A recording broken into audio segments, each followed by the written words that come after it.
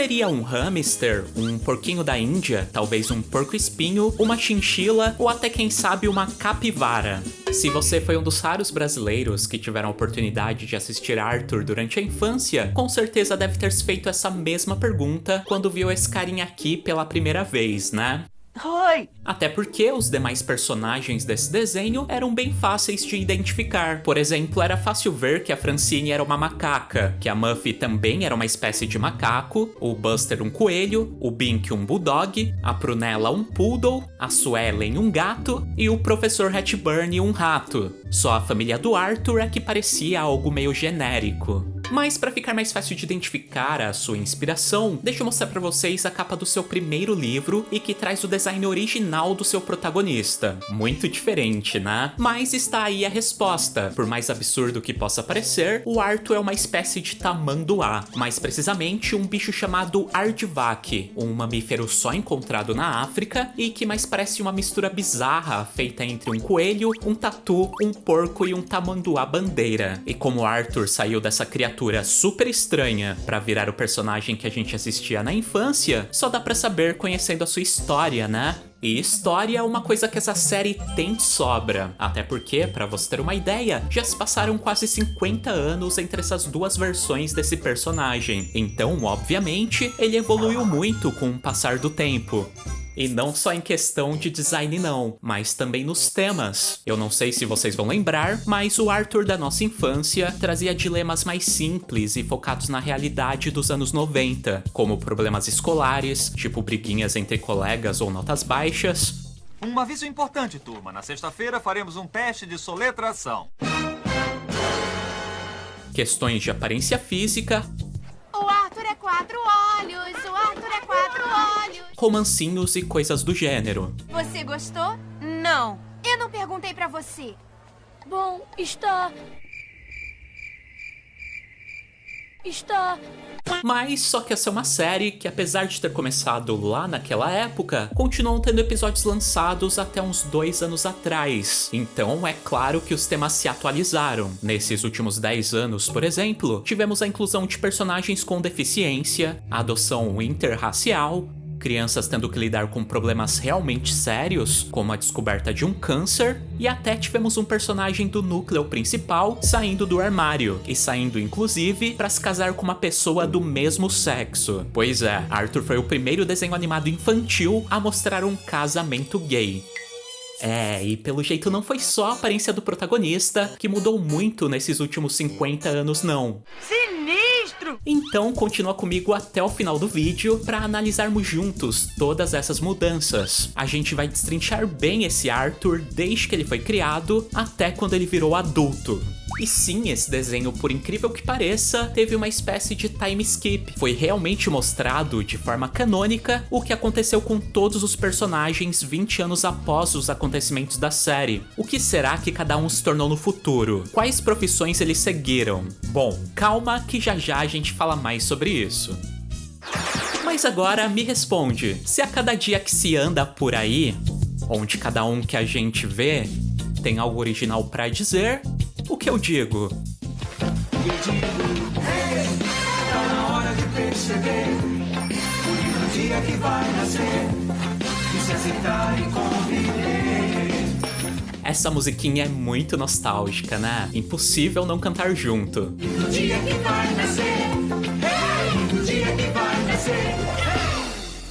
Que é o que eu às vezes fazia nas duas oportunidades que eu tive de assistir esse desenho em 2 períodos bem diferentes da minha vida. O meu primeiro contato com Arthur foi quando eu era bem pequeno, na época em que ele passava dentro do programa Bambu Luar da Rede Globo, aonde apesar de até gostar, eu não costumava prestar muita atenção, já que na época eu preferia séries de ação como o Digimon. Já a segunda oportunidade que eu tive de assistir foi quando eu já era mais velho, lá por volta de 2007, quando esse desenho passou a ser transmitido na TV Cultura no horário do almoço. E como eu estudava até meio-dia e depois ainda trabalhava, o horário do Arthur acabou pegando justamente o meu único tempo livre, que era o do almoço. E essa série acabou se tornando então aquilo que eu passei a assistir religiosamente todos os dias, enquanto estava comendo. E foi nesse meu segundo contato com esse desenho que eu pude prestar mais atenção atenção e ver como ele era realmente muito interessante. E interessante principalmente porque ele passava um sentimento de honestidade para quem estava vendo. Em Arthur, os personagens eram crianças enfrentando dilemas típicos de crianças. As aventuras não eram fantasiosas, tudo realmente girava em torno de problemáticas comuns. Senhor Reed, chegar atrasado é uma coisa, mas não vestir a calça é outra coisa. Sem falar que os problemas eram mostrados de maneiras muito simples e realistas, mesmo aqueles mais complexos. Tem um episódio que me marcou bastante e que eu acho que ilustra bem essa relação honesta desse desenho com a realidade, que é aquele em que a Francine ganha uma bicicleta. Eu não sei se vocês vão lembrar, mas o pai dessa colega de escola do Arthur era um lixeiro, e como ele não tinha grana pra comprar uma bicicleta nova pra filha, ele decidiu dar pra ela uma velha que ele encontrou no lixo. Alguém pode nos dizer o que os antigos sumérios teriam feito com uma roda nova? Feito a bicicleta da Francine. Parem de implicar com a Francine. Ela não tem culpa se a bicicleta dela é feia e velha, e nem de se vestir com roupas fora de moda e de segunda mão. Mas só que a menina acabou ficando com muita vergonha de usá-la pra ir pra escola, e pros seus amigos não verem, ela acabou inventando pro seu pai que a bicicleta havia sido roubada. Acabamos de saber sobre a sua bicicleta. Eu não entendi. Por que alguém ia querer roubar aquela lata velha? Meu, não tem como não se identificar com essa situação. Eu acho que todo mundo já passou por algo semelhante na infância. Além disso, o Arthur incrivelmente era uma série muito à frente do seu tempo, mesmo nos capítulos lançados lá nos anos 90. Tipo, as crianças não eram divididas por gêneros. Meninos não faziam só coisas de meninos, assim como meninas não faziam só coisas de meninas. Mas o principal pra mim é que Arthur incentivava muito a leitura. Os episódios traziam muitas referências a livros, os personagens frequentavam bastante a biblioteca, era realmente uma série muito fora da curva.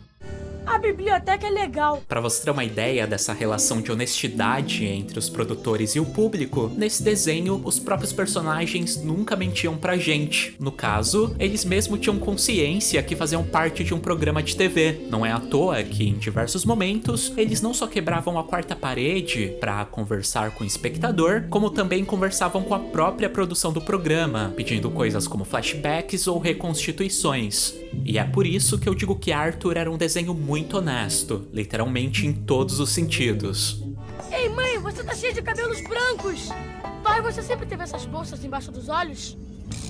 Não é por acaso que fez um enorme sucesso e durou incríveis 25 temporadas, que foram produzidas de 1996 até 2022, produzidas por incríveis 26 anos e totalizando 493 episódios.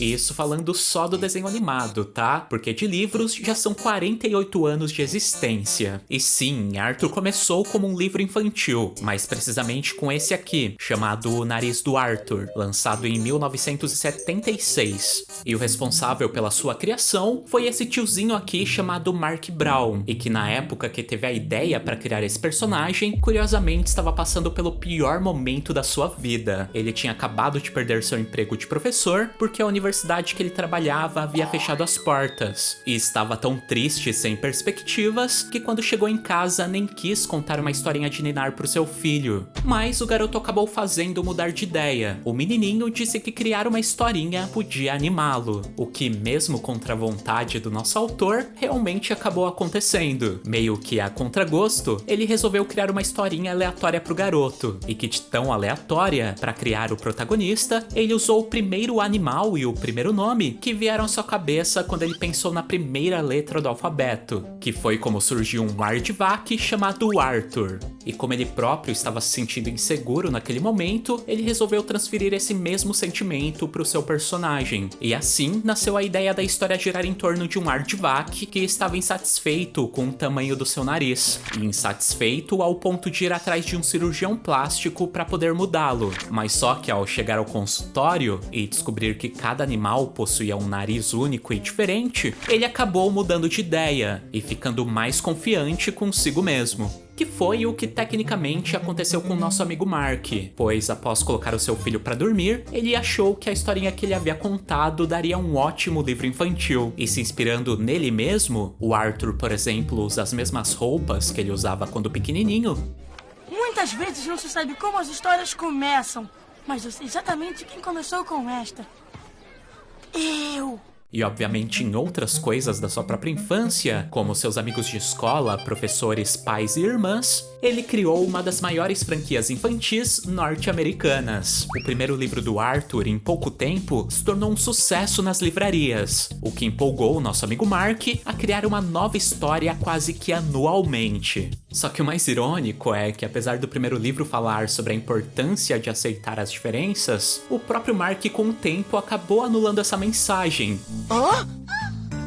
Ele acabou fazendo uma espécie de cirurgia plástica no seu protagonista. Reparem que no primeiro livro, o nariz do Arthur era bem grande e fiel ao do animal original. Já no segundo, que aliás é o livro onde ele começou a usar óculos, já dá pra perceber que ele está bem menor que antes. E parece que o autor foi diminuindo o nariz propositalmente a cada nova publicação durante todos os anos 80. Repare que em cada novo livro, ele vai ficando menor e se tornando cada vez mais queixo do que nariz de fato. Até que no finalzinho dos anos 80 e início dos 90, ele já se torna totalmente imperceptível. O narigão característico do animal já havia desaparecido por completo. Mas se nos livros houve uma espécie de serviço à militância do amor próprio, vamos dizer assim, no desenho animado que começou a ser lançado a partir de 1996, as coisas já foram bem diferentes.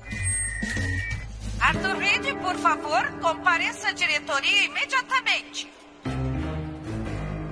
Talvez na época que essa série passou por aqui, você não tenha percebido, mas ela trazia sim algumas mensagens sociais de maneira meio que subjetiva, como por exemplo, a inversão de gênero dos pais do Arthur, onde a esposa saía de casa para trabalhar e o marido ficava em casa cuidando dos filhos, e que foi uma coisa que passou de uma forma meio batida, até porque não era um tema discutido nos episódios, e não afetava diretamente a história do desenho. Mas só que com o passar dos anos, essas mensagens que, como vocês viram, sempre existiram, pararam de ficar em segundo plano e se tornaram um tema principal de muitos capítulos, surgindo assim alguns episódios que acabaram sendo considerados bem polêmicos pelo pessoal, digamos, mais conservador lá dos Estados Unidos. Como, por exemplo, um em que a senhora McGrady, a merendeira da escola, descobre que está com câncer, e onde as crianças têm que lidar com esse tema mais pesado. Aliás, a Francine, nesse capítulo, fica totalmente desolada com essa notícia, isso porque a sua avó havia morrido recentemente dessa mesma doença. Daí também temos o episódio em que o Sr. Ratburn sai do armário e que, apesar de ser um dos mais polêmicos, tem uma história muito engraçada, já que durante o capítulo todo as crianças ficam procurando uma namorada mulher pra esse personagem e daí do nada eles recebem o convite do casamento, levando todo mundo a crer que o plano havia dado certo, mas só que quando eles chegam na cerimônia, ele está se casando com outro homem, que no caso era o chocolateiro da cidade. Já outros episódios focados em mensagens sociais foram um que a família do Bean, que adotou uma órfã chinesa, um que incluiu um novo personagem recorrente, que era um autista ficcionado por trens, além de outros que abordaram temas parecidos, onde a questão da diferença era colocado como assunto principal do dia, e que acabaram sendo taxados como militantes por muita gente lá da terra do Tio Sam. E eu falo que eles foram taxados só pelo pessoal lá dos Estados Unidos, porque a gente mesmo nunca teve a oportunidade de assistir essa fase mais moderna de Arthur. Infelizmente, no Brasil, apenas as primeiras 5 temporadas desse desenho foram dubladas. Por aqui, a primeira menção a essa série apareceu numa notícia relacionada ao programa Eliana e Alegria da Record, que havia anunciado a sua estreia para outubro de 1998. Porém, houve algum problema com a sua distribuição naquela época, e isso não aconteceu. E a sua estreia, de fato, só veio a ocorrer mesmo no ano 2000, através do programa Bambu Luar da Rede Globo. Nesta terça, a TV Globinho tá cheia de novidades no ar, com a estreia de novos desenhos alucinantes. Arthur, as confusões de um grupo de amigos que é o bicho.